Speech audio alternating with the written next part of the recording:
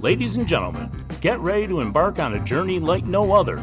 Welcome to the Glum Lot Podcast, your go-to destination for a unique blend of recovery and discovery. I'm Brett. And I'm Mark. And in this podcast, we will endeavor to create a safe and uplifting space for our guests and listeners to share their stories with sincerity and a touch of humor.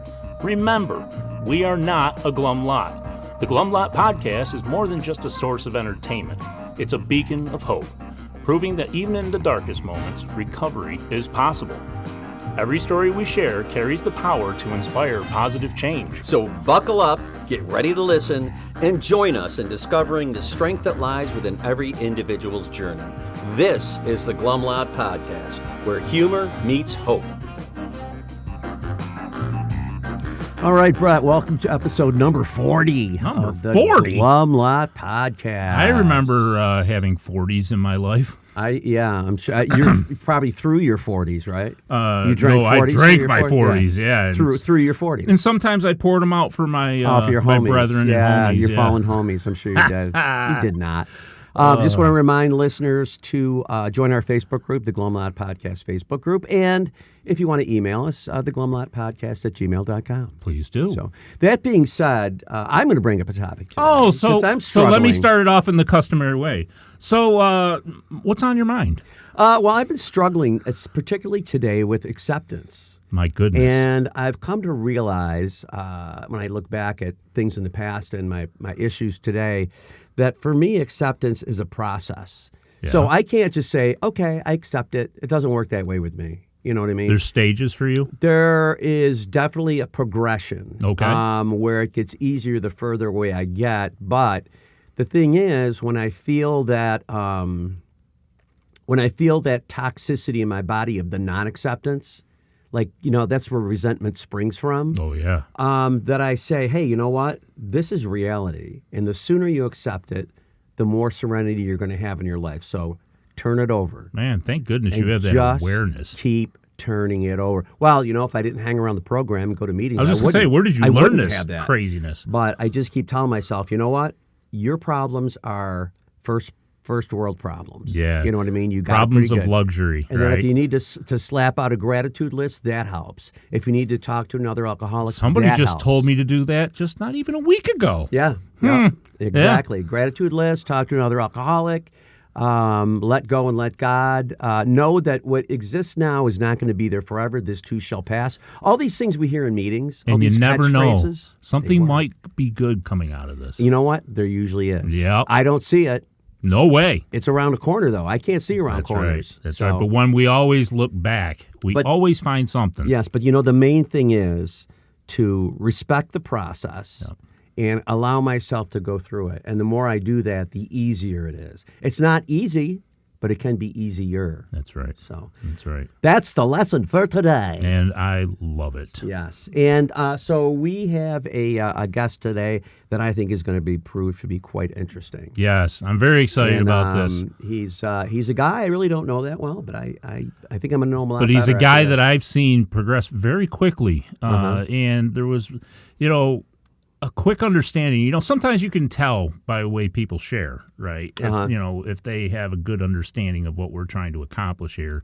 And, I was just telling him the other night at a meeting that, I recognize that. And I think we really want to hear from you. Yeah. And so here we are. He's definitely a guy. So, he's definitely a guy. One tall one at that. Without further yakking from us, let's welcome Sam. Sam.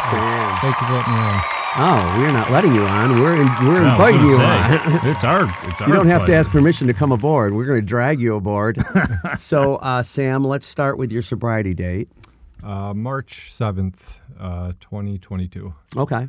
So you had an anniversary not too long ago. You're 1 year, right? You're 2 years. 23, 23, 1 year. 1 year. I was going to say, man, 1 time year. did fly. Okay, No, 1 year. 23. We always get confused on these sobriety dates. I'll tell you. I tell you, by the time you hit 20 years, you definitely know your sobriety date. Yeah, once you get down. So. But you know what? I don't always know the length of time I'm sober. Sometimes people ask me, and I got to really, really think about it, do the math. Yeah, so you're into heavy metal now. Yeah, a little bit. And actually, I got sober.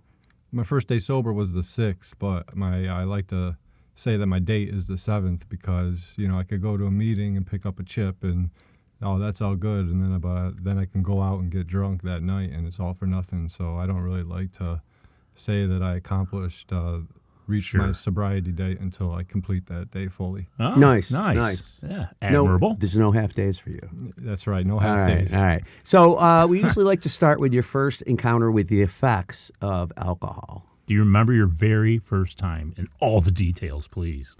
My first time, I was probably 14, 15 years old.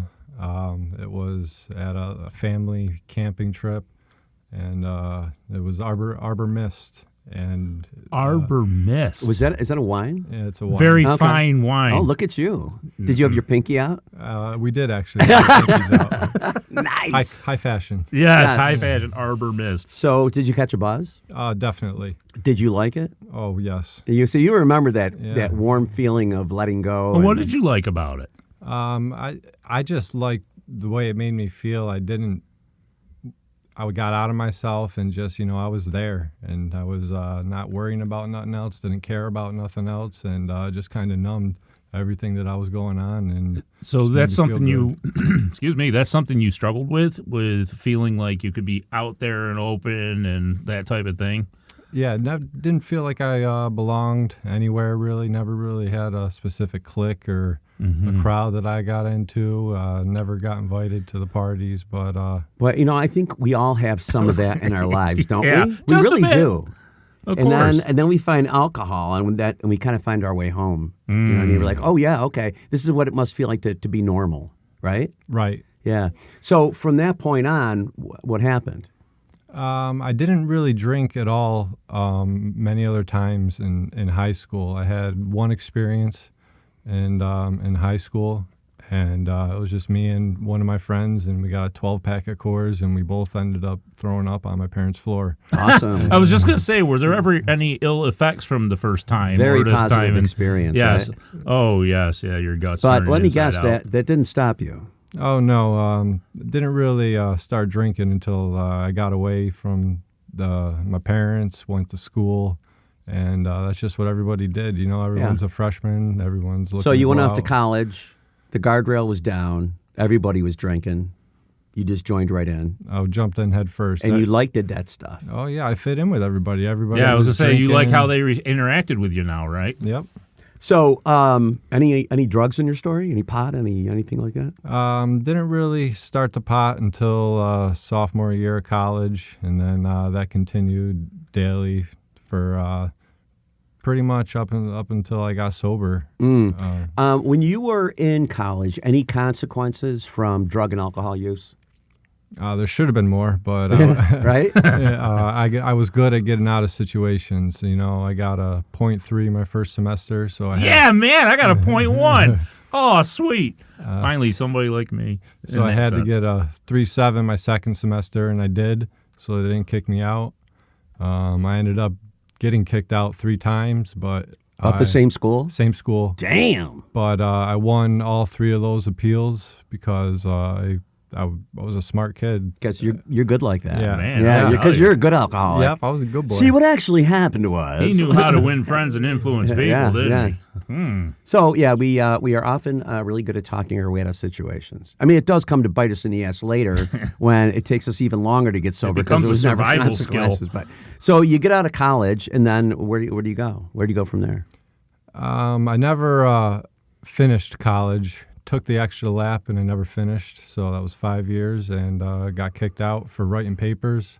And didn't have a degree. Now, when you mean writing Yeah, let's papers for clarify. other people? Yeah, for other people. Okay, so you were writing papers for money. Yes, for money. And somehow you got to busted. buy alcohol and drugs. Sometimes How you got about caught. that? Somehow you got caught. Yeah. So you were the Chat GPT of your generation. Yeah, but yes, I was. Okay. Man. You were Sam GPT. So you get booted from school. What do you do? I really dive into the drinking and just sulking, and not really doing much. Having a job that isn't really motivating me. I'm just kind of going through the motions. Yeah. And do that for a little bit, and eventually found my way to where I was working on a roofing company, and that hard work really really kind of straightened me up a little bit. You know, it kept me busy. I was still drinking, but stopped with the drugs. Still was smoking pot, but that really kept me busy. Yeah. Idle hands are the devil's workshop. So you're up on a roof, and are you thinking this is not what I really want to do for the rest of my life, or? Where'd you get good at it? Yeah, I got good at it. Yeah, you know, because there's a lot of hackers out there, and you know, I always thought that maybe I want to get out of this because it's a young man's game, and even just like I did it for 6 years, and you know, my body after year 3, I was like, I can't be doing this forever. It does take a toll on your body, man. Anything like that, all that hard manual labor stuff. I tried it for 2 days. Yeah. That's as long as I last. Yeah, I worked construction for like a week once as a laborer, and I'm like, there's no way, not this skinny kid. So your alcohol use does continue throughout this. Is it showing any progression? Oh, it's getting worse every time that I stopped. I was able to stop drinking a few times. For how long? 4 months, 6 months, 7 months. Why were you stopping? Because like I said, I never had any really bad consequences, but I found myself in situations where I'd be getting pulled over, and you know, I knew the cop, or I had timed it out perfectly. I had put this much alcohol in my system. I waited this long. I had this much water. Man. I have a legal right to go down to the station and blow into the breathalyzer, buying myself like an extra half hour, 45 minutes. And, you know, I just barely blew below DUAI. And so you're working hard at not getting any consequences. But you know in the back of your mind, it's only a matter of time, right? Only a matter of time. So you quit drinking for 4 months, then you go back. Then you come out, then you go back. So you're back and forth for a while, right? Mm-hmm. At what point did you just not stop? I think the big one was I'd been in a relationship, and we were going to move down to New York City together. This was during COVID. She was a nurse, so they were getting big-time money. Yep. We decided that we were going to try and have a baby. And we broke up, and I found out that she was pregnant, said it was mine. She said it wasn't. And then I accepted that it wasn't mine, and come to be it, she said it was mine. Cool. And, you know, that kind of just set me back out there. So you've got all that, you know, calamity in your life, you know, anxiety, right? Mm-hmm. And you turn to alcohol because it makes you feel better. And is this a daily thing at this point? Oh, yes. Daily. To excess? I like to say 3 or 4 beers, but is 3 or 4 beers that are tall double IPAs really for 3 or 4 beers, or is it 6 or 9 beers? Oh, yeah, absolutely. It's enough to get really, really when buzzed. those things are reaching 8 and 9%, yeah, for sure. So what happened? I just kind of kept going down that road, you know. Had a couple instances where, you know, blacking in and out of traffic, and doing 90, 100 on the highway, and, you know, just not caring about myself and who I may hurt, or, you know, trying to hurt myself, blowing through red lights on purpose. So you know in the back of your mind this is not good behavior, and that you feel like shit, and the alcohol may help the way you feel temporarily and kind of, but that there's more to it, right? And so do you end up drinking more? I kind of always just stayed at that like 6 or 9 like that was enough. Beer level. That was enough. I mean, if there was something that was enough for the regular day. Yeah. But if if anything happened to me, or if something bad happened, or even something good happened, need more medicine. And then I need more medicine, exactly. Mm-hmm. Yeah. How long did this continue for? I would say probably a couple years. Oh, okay. A couple years. Wow. All right. Yeah. I was down that road. Did there come a time that you had a realization that I just can't live like this? It was definitely when I had met like another girl, and I had a kid with her actually, and I was supposed to meet her to go clean her apartment. She got her own apartment, and I was supposed to meet her at noon. Went there. Oh, I'm just gonna have some boom boom shrimp at 11. She kept putting me off. Before you know it, it's 5, 6 o'clock, and then again I'm 4 or 5 tall IPAs deep and a couple shots deep, and showed up drunk. And that was the only time that I've ever had any alcohol in my system around my kid. And as soon as I got in there and I picked up my kid, she was like, "We need to talk." And then everything that I'd been doing, I'd been messaging other people, talking to other people, and she just flat out showed me all that. And so she knew everything. Yeah, she knew everything, and just confronted me all on it. And I didn't have nothing to say. I was just like, I should probably leave.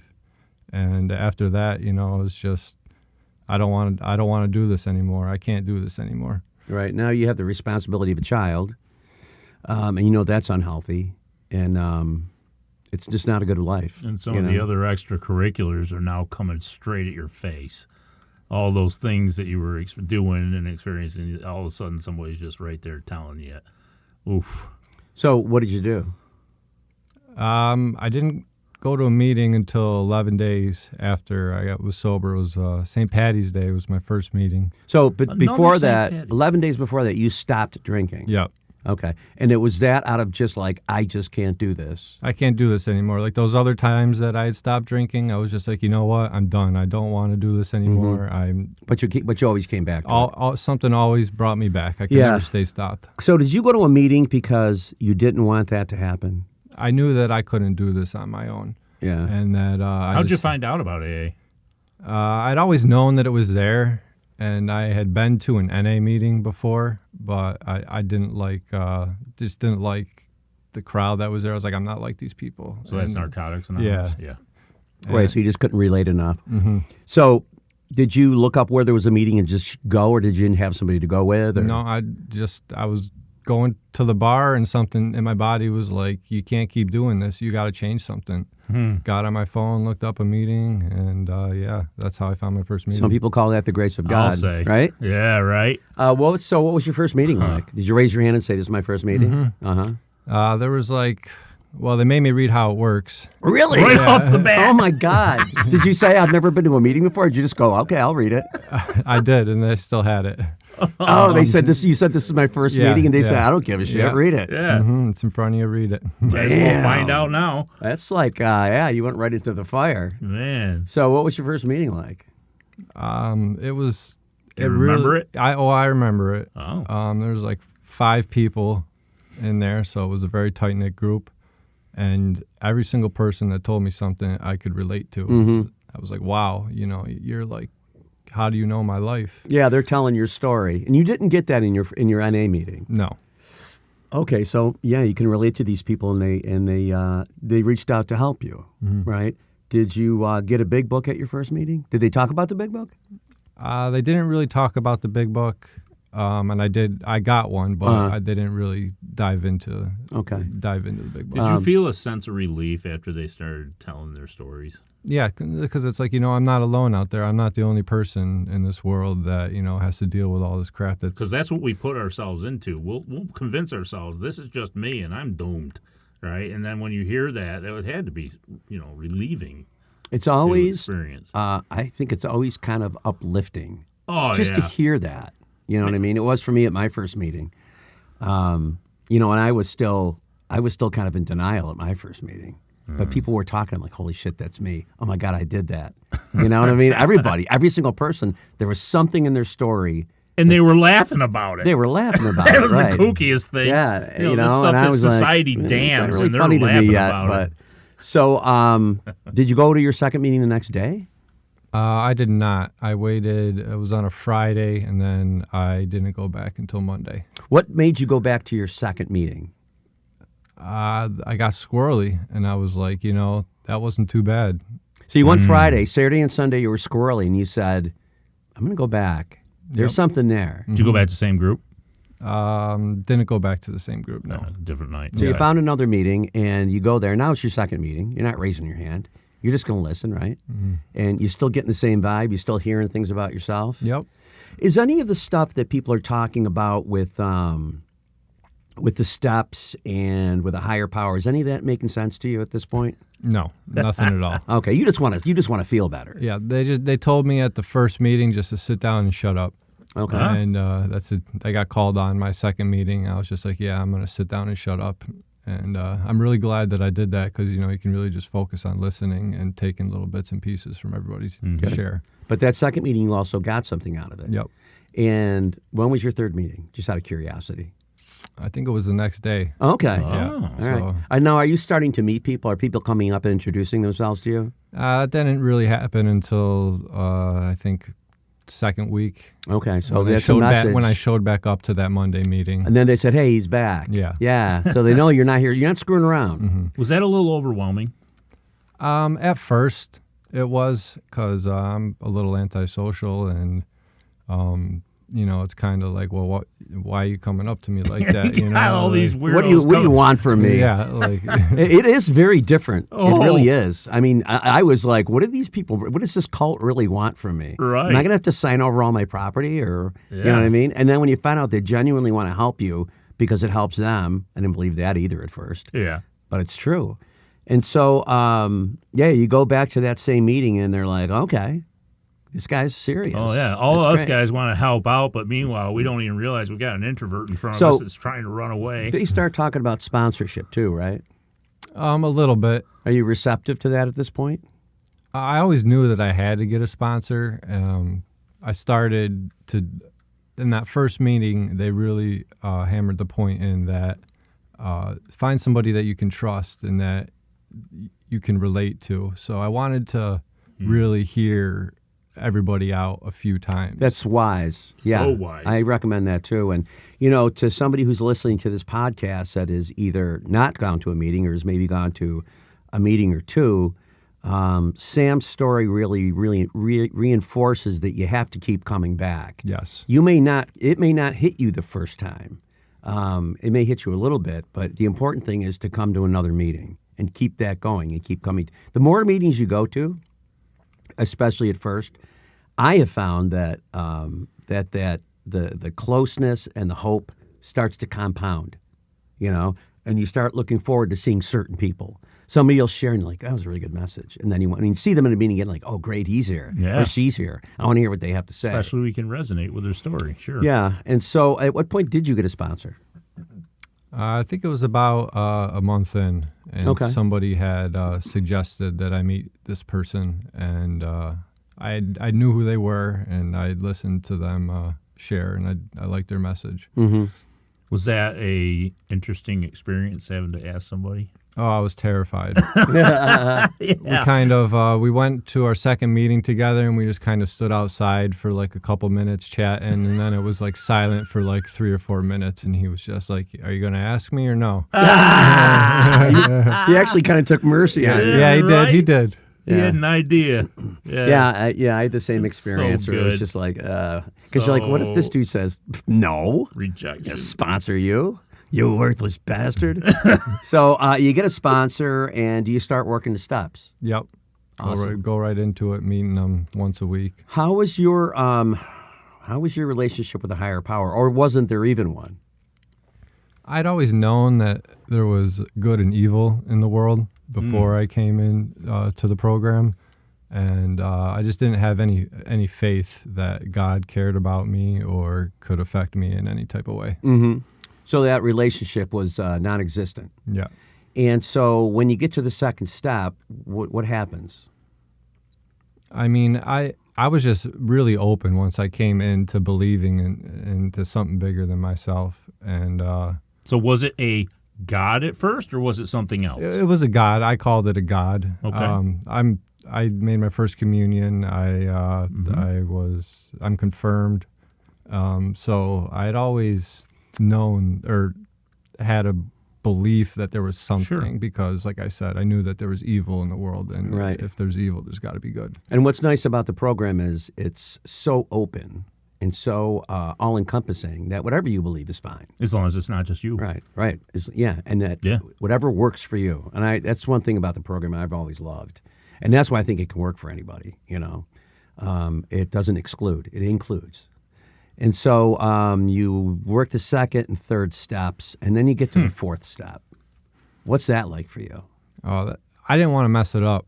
I wanted to make sure that I got everything out there. So I sat on that one for a little bit longer than I probably should have. Mm-hmm. How long is that? I think it was like a month and a half. Okay. Like 2 months maybe. Yeah. Even. And is your sponsor pushing you along, going, "Let's get this done, buddy"? No, he was pretty relaxed about it. He wasn't. He was like, "You still working on it?" And I was like, "Yeah, I'm still working on it. I just want to make sure." But I think what you said though is your attitude was you wanted to make sure you got everything out, right? It wasn't one of avoiding. You just wanted to. You want to be thorough. Really dig thorough, deep. Exactly. And that's a lot of time. I mean, right. Even as a young person, that's a lot of time of deep ingrained stuff. Yeah. That you got to try and if you truly want it to be fearless and searching, yeah, I guess it takes time to do a little Sure searching, it does. right? Mm-hmm. So then you do your fifth step. Yep, right after. Yep, good. For those out there who are familiar with the fourth and fifth, it is suggested you do your fifth step as soon as you complete your fourth, or as close to as soon as you can. So your fifth step, is that liberating for you? Definitely felt like I got a weight off my chest saying a lot of that stuff because, there's some things that I'd never even told anybody before. So Right. I'm not just carrying my secrets. So you had that trust. Oh, yeah. At this point. Yep, definitely had that trust in my sponsor. Yeah. And they say that the how of the program, honesty, openness, and willingness, is so crucial to working the steps. And I think that's really, really evident in the fourth and fifth. That, the fearless and searching is the honesty, and the openness is sharing it with someone else. And the willingness is just the fact that you're going to do it, that you see value in it. And sometimes for people, it's hard to see value in it at first. Like, why am I writing all this stuff down? Why am I going to tell another person? What's that going to do for me? It's almost punishing, it yeah, seems like. Right. It's like, when you go to confession, if you're Catholic, you go to confession and they give you a penance. Yes. Like, what's my penance going to be? And then, of course, your penance is the sixth and seventh. Yes, that's your right. penance is you get to work on yourself. Geez, now I got a whole bunch of stuff that I know about Right. about myself. What do I do with And so have you been working the sixth and seventh? Yep. I did them, and once I did the seventh, I woke up the next day, and I really felt just so much relief. All my character defects Were laid out. They were out there, and I asked my higher power to come and relieve me of them, and I put the bat down, and I just really, really got a sense of relief. I like the fact that you said I put the bat down, right? Because that's a big part of it. We talk about our past as if we are a terrible person because we have done some terrible things. And what AA is telling us is like, yeah, you did some terrible things, but now you're working on changing that, and you're working on, with your higher power and your sponsor and the fellowship, of trying to change those defects and trying to make your life better, not only for you, but for everyone else around you, family and, whoever.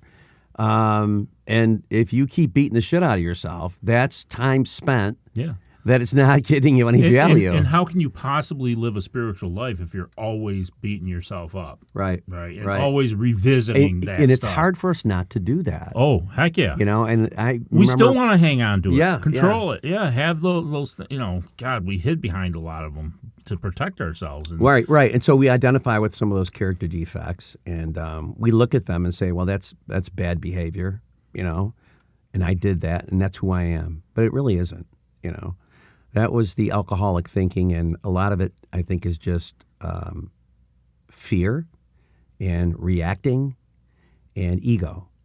And so these are all things we're trying to work on, And I think for me, it was a time of, we talk about powerlessness and all that early in the program, really only in the first step. But as I went through, and particularly when I got through 4, 5, 6, and 7, I was realizing I'm gaining a new power, right? I've got some confidence. I've got some peace. I've got power over my decisions and stuff like that, where before I was just a slave to all of it. Right. And another thing is we're given a framework to develop that power over ourselves, over our thinking and our actions, and not reacting. And so for me, I could have never accomplished, tamping down any character defects without a framework from which to work, which is the 12 steps. So, Anyway, so you work on 6 and 7. Where are you right now after a little over a year? Like right this instant, right? Yeah, like right yeah. now? Just curious. I just have faith, man, that it's all going to work out. I can't control none of this, people, places, and things. I just got what's in front of me today, and that's all I really can focus on and try and do the best I can and make the best right decision that's in front of me. And you know what? That is sound reality. But it's a sound reality I didn't have before. No way. I couldn't before the see program. that. I didn't think No that way. way. I didn't think that didn't make any sense to me. So like most alcoholics, I would just project, and I would reach back in the past and pull out the worst of myself. And so this framework we have, And we applied that to every new situation we experienced. yeah, Right? Everything. We had this certain belief that everything's going to go this way from now on, with all of our prejudices and stuff like that. And we just don't have them anymore. yeah. And so, do you partake in any service commitments or service work? It's really tough for me right now with work. I could get a call at 7 o'clock at night saying that I'm going out of town for the week. So I've kind of held back on that because I don't want to make a commitment to something and not be able to hold up on it. And Yeah, sometimes the commitment to get ourselves to a meeting is enough. You know what I Sure. mean? And just be there for another alcoholic when they reach out. And that is service. It is. Yeah. Or recognize when there's another alcoholic that has an issue that either can't reach out or is afraid to reach out, to go up and start the conversation. That's huge too. That's the thing I'm excited about for you, for sure. You have this humbleness. It comes from you, and I'm excited for you to start maybe getting into that a little bit more if working with people. But yeah, life is kind of hard sometimes to be able to incorporate that stuff. But just from my observation, I just want to give you that little push. Now, are you a member of a home group? I don't have a home group, no. Like I said, I would just feel terrible if I said that I was going to chair a meeting or something and I got a call the night before. Yeah, it wasn't that long ago you had to leave town. Yeah. Yeah, I remember. Mm-hmm. Have you ever gone to meetings out of town? Yes. Oh, tell us about Awesome. I've been to meetings in Florida, Rochester, Canton, Potsdam, Albany. that. So you leave to go to work and you're going to be there for a week and you find a meeting? Yeah. What do you think about the different meetings you go to like that? Is there some kind of, is it more interesting? Oh, it's definitely interesting because it's a different spin on it. Yeah. You know what I mean? How people view the steps or how they run their meetings. There's just that open-mindedness, just to tweak yourself to get a little better. And you felt welcome no matter what room you walk into. Oh, yeah. That's great. You meet people? Yep. Yeah, makes them It's connect. like no matter where you go, home's still there, essentially. No matter where you go, AA, the hand of AA will be there. That's what they Thank say. you. So, yeah. So the spiritual component of the program, I know in step 11, is something that we are asked to continually develop. What are some of your practices, like daily things you do or things you do often, that help you to make a closer connection with your higher power? To start my day off, I get on my knees and I ask God to give me the strength to get through the day sober. And I get on my knees before I get to bed and say, thank you for allowing me to get through today sober. Mm-hmm. So primary purpose, right?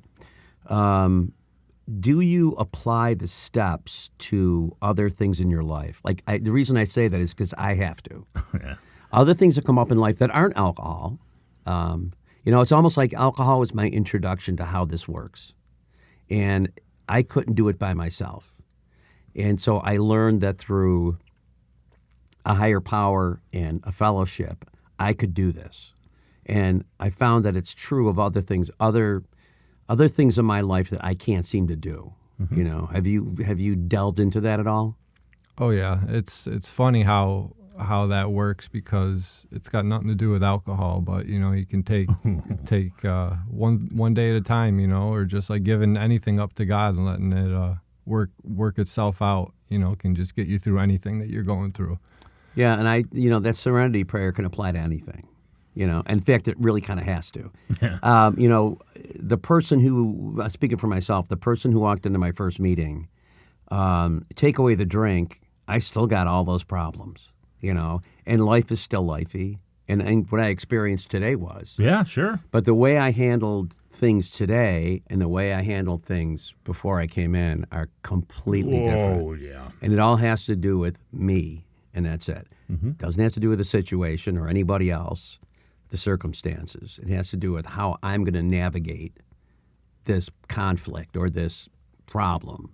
And AA gives us a framework that works. So you'd think it would be my go-to every time. And yet, it is not. I have to, plow my way in. I have to plow my way in and experience a little bit of pain first. And then it makes me step back and go, well, you know what? Yeah. Maybe I need to apply what I know is true to this situation to make it doable. Absolutely. And that's the way it works. What advice would you give to someone who has a problem with alcohol and maybe hasn't gone to a meeting? Maybe they're thinking about, maybe I should go, or somebody who's new. I would definitely say just try and have an open mind, because there's this like negative connotation or association that, oh, you're an alcoholic, you're a bad person, or maybe you don't. I'm not like them, My parents weren't alcoholics. I never got in trouble with the law. I thought I could handle it, so I'm not like them, But if you really think that you might have a problem, just go to a meeting and, and just listen, and then go to your next meeting, and then go to your next meeting, and eventually something will stick. Yeah, and the only requirement for membership is a desire to stop drinking. That's one of the things we say all the time, and it's true.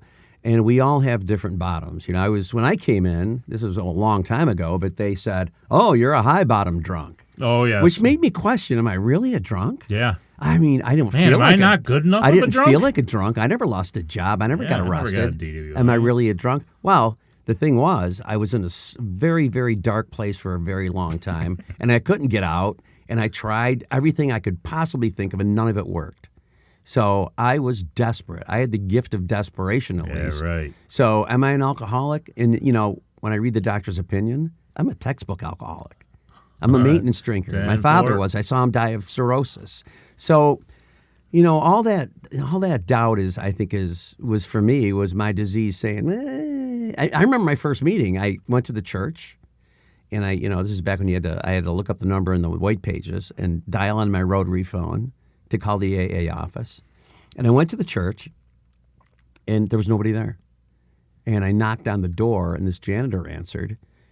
And I said, is this where the meeting is? And I was like, I was embarrassed to say alcoholics. And he goes, what meeting? And I'm like, the meeting for people who don't want to really drink anymore? And he goes, oh, the AA meeting. The people that drink that He goes, that's at the Windex? church next door. Well, it was July. It was a beautiful day out. It was I think 6 o'clock, 6:30 maybe. Yeah. And I was used to going to happy hour at my favorite bar. And I got back in my car and I said, I'm probably overreacting, and I'm probably going to be just fine. But there was something deep in my gut that said, that's bullshit. Cut the shit. That's bullshit. You've gone this far, And I went to the next church, and that's where the meeting was, and that's where I met my sponsor, and that's where I got my start. That's where you became fond of church basements. I did. Not, I didn't stop drinking that day. I still had 6 months to go, but I did. I learned something at that first meeting that kept me alive today. I had the same experience you did, where I was like, holy shit, these people are telling my story. So that every time after that I went out and drank, and there's nothing worse than getting drunk with a head full of AA, I thought, I got to go back. I got to go back. Yeah. Every time I got to go back. And thank God I did, because a lot of people don't. Yep. A lot of people never make it back, I know a lot of them. And they die or they live shitty lives, So it's really up to us to, and some people say, well, it's the grace of God, these people can't control it. And I guess that's probably true. I was just given the gift to be able to go back, and you were too, and so were you, Yeah. And they say we're the chosen few because I think it's 1 out of 10 people stay, and have long-term sobriety. Maybe it's even less. Yeah. It used to be a lot higher. Did it? Mm-hmm. Well, and now drugs are in the picture. Yep. Quite a bit, more than they've ever been probably. And, people are dying left and right. And, nobody's got an answer, and to me, like, this is the answer for me. Might not be for other people, but it's the answer for me. So you've completed your first year, and you're living one day at a time. Is your life getting better? Yes, it's getting better. It's more manageable. Like the problems that I have today are so much like my worst problem today is way easier to deal with than the best problem that I had when I was drinking. Yeah. So as one person in our program, let's just say, I do believe I have a better class of problems today than I ever did when I was drinking. There you go. So true. Yeah, I know. Like the thing I was talking about at the start of the program, that's a luxury problem I have. I have a luxury problem. Yeah. That a lot of people would look at and go, fuck you, man. What are you bitching about? Yeah. Suck it up, Buttercup. Oh, that was me. Yeah. But anyway. It was everybody I talked to, and including myself. That helps put it into perspective. It does. Well, but I knew that. Yeah, of course we did. I recognize that. So we'd like to thank you for coming in and sharing with us, Sam. It's been great talking to you and hearing your story. And until next time on the Glum Lot Podcast. Did I just say plum got? I think you balked backwards like a foop at school. So until next time on the Glum Lot Podcast, I'm Mark. I'm Brett. And I'm Sam.